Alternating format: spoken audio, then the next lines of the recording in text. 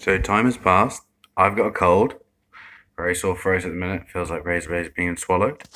Anyway, need a shower eventually. So I've continued. As you can see, there are some boards.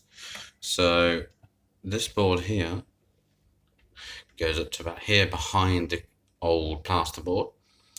Ideally, this should have been cut between here, but never mind. It's only a temporary fix, so I put it in with some very strong bonding, pink grip I think it's called. Bear in mind this is just a board behind here, just give it a bit of strength, because there's no extra stud. There's a big stud there and a stud right over here. There should be another one here. Oh wow, it's only for 6 months. So I put some pink bond in here to hold it all in. This needs a bit of work down here. So I'm just cutting another board here to go into this section here to give it a nice good clean seal, because the previous plasterboard doesn't go right to the corner. Oh well, never mind. So this piece here is going to go into there, and then tiles are going into that eventually.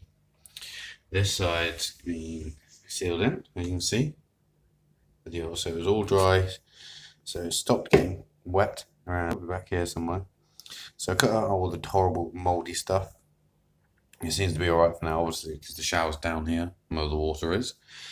So hopefully that will hold for now. Obviously with this, I'm going to plaster it with a load of grout and stuff. I'm going to put my tile, not grout, you know what I mean, tile adhesive on here. I'm learning slowly. So hopefully this will last until next summer, where I can get a nice new bathroom fitted.